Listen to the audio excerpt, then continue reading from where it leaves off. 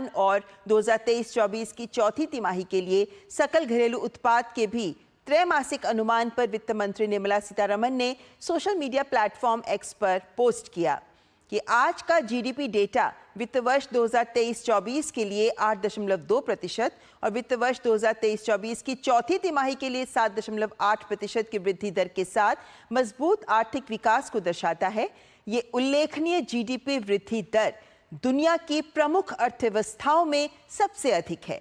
ये ध्यान देने योग्य है कि विनिर्माण क्षेत्र में 2023-24 में 9.9% की महत्वपूर्ण वृद्धि देखी गई, जो इस क्षेत्र के लिए मोदी सरकार के प्रयासों की सफलता को दर्शाता है।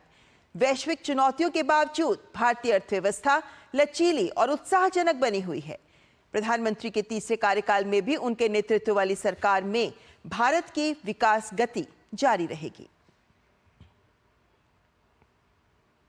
तो जीडीपी के आंकड़े बहुत प्रेरणादायक हैं और ये बात मुख्य अर्थशास्त्री डॉक्टर एसपी शर्मा ने कही है। उन्होंने ये भी कहा कि इतनी सारी चुनौतियों के बावजूद 8.2% बहुत उत्साहजनक है। अभी ग्रोथ रेट आया जो 8.2% है ओवरऑल 2023-24 के लिए, तो बड़ा अच्छा नंबर है। अगर हम देखें तो जितने भी विकसित कंट्रीज़ हैं, जितने भी अर्धविकसित कंट्रीज़ हैं, उनमें जो मेजर इकोनॉमीज़ हैं सबसे ज़्यादा हम अच्छे से ग्रो कर रहे हैं।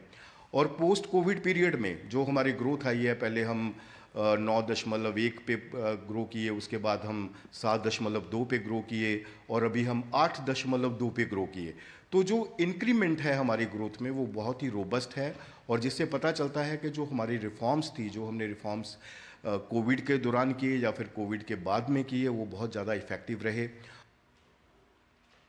और देश की अर्थव्यवस्था की बात करें तो वित्त मंत्रालय के सूत्रों के हवाले से जो खबर मिल रही है, जो आंकड़े मिल रहे हैं, वो बहुत बेहतर संकेत देते नजर आ रहे हैं, जिन्हें हम आपके सामने भी रखना चाहेंगे, क्योंकि इन आंकड़ों में यही बात दोबारा कही गई है कि भारत की विकास दर 8.2% रही है। ये वर्ष 2023-24 की बात हो रही है और ये आंकड़े किसी भी G7 या G20 समूह के देशों से अधिक हैं। जनवरी से मार्च तिमाही की बात की गई है कि ग्रामीण मांग शहरी मांग से अधिक रही है।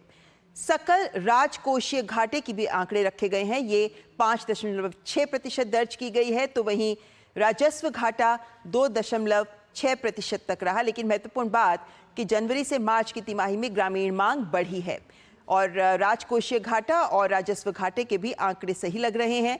और ऐसे में 2024-25 के लिए राजकोषीय घाटा 5.1 आंका गया है। निजी क्षेत्र का निवेश भी बढ़ रहा है, सेवा क्षेत्र का भी विस्तार हुआ है और विनिर्माण क्षेत्र में भी, जैसा हमने पहले भी बताया, कि 9.9% की वृद्धि दर्ज की गई है, जो बेहद उत्साहजनक है। लेकिन साथ ही साथ मानसून को भी, क्योंकि इस बार सामान्य से बेहतर मानसून की उम्मीद जताई जा रही है, तो इसीलिए ये भी उम्मीद की जा रही है कि बेहतर मानसून से कृषि विकास में भी बढ़ोतरी होगी।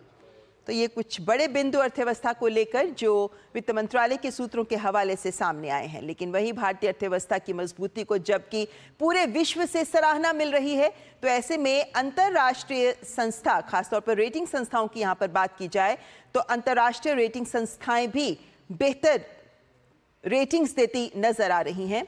और ऐसे में S&P की बात करें तो S&P ने कुछ आंकड़े सामने रखे हैं, क्योंकि हम जानते हैं कि S&P ने अभी हाल ही में 2 दिन पहले ही देश की जो बैंक्स थे, 6 ऐसे बैंक हैं जिनकी रेटिंग को सकारात्मक कर दिया है। लेकिन साथ ही हम ये भी जानते हैं कि S&P ने देश की भी जो ओवरऑल रेटिंग है उसको भी स्थिर से सकारात्मक किया है और ये बैंकिंग क्षेत्र में जो हमारी मजबूती है उसको भी दिखाता है। और इसी को लेकर वित्त मंत्री ने भी आज पोस्ट एक्स पर कुछ महत्वपूर्ण बातों को पोस्ट किया, जिसमें उन्होंने इन बातों को सामने रखा कि कैसे हमारा बैंकिंग क्षेत्र मजबूत होता नजर आ रहा है, जिन्हें आपके सामने हम रखना चाहेंगे। जिसमें उन्होंने कहा है कि किस तरीके से हमारा बैंकिंग सेक्टर के लिए सरकार ने बेहतर काम किया है, क्योंकि बैंकों के कामकाज में पारदर्शिता को बढ़ावा दिया जा रहा है, फंसे हुए कर्ज की समस्या को सुलझाने पर फोकस किया जा रहा है और इसको फोकस किया जाने से ही बेहतर परिणाम सामने आए हैं। और परिणाम इस तरीके से कि जहां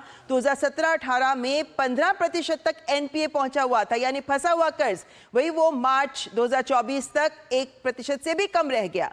तो आप देखिए आंकड़ों में कहा जा रहा है 0.76% तक पहुंच गया, क्योंकि बैंकों में पारदर्शिता सुधारों के कई बड़े कानूनी बदलाव लाए गए हैं, जिनका परिणाम इस तरीके से सामने आया है। और ये भी परिणाम दिखाता है कि 2023-24 की ही बात करें तो जो सार्वजनिक क्षेत्र के बैंक हैं उनका मुनाफा 1.4 लाख करोड़ रुपए पार कर गया है। लेकिन हाल ही के आंकड़ों की बात करें तो भारत के बैंकिंग सेक्टर ने 3 लाख करोड़ रुपए का मुनाफा कमाया है, जो सरकार की नीतियों का एक असर नजर आ सकता है। लेकिन साथ ही केंद्र सरकार का यह प्रयास रहा है कि विभिन्न योजनाओं के माध्यम से, जिसमें हम बात कर सकते हैं जनधन योजना, मुद्रा, स्वनिधि, स्टैंड अप, इस तरीके की योजनाओं से देश की जनता को बैंकिंग सेवाओं के दायरे में लाया जाए और क्रेडिट आउटरीच कार्यक्रम के माध्यम से जनता तक ऋण भी पहुंचाए जाए, ऋण वितरित किए जाएं, ताकि लोग अपना रोजगार आगे बढ़ा सके। तो ये कुछ बड़े बिंदु जो हमारे सामने हमने आपके सामने रखे, जिन्हें आज वित्त मंत्री ने भी सोशल मीडिया प्लेटफॉर्म पर रखा।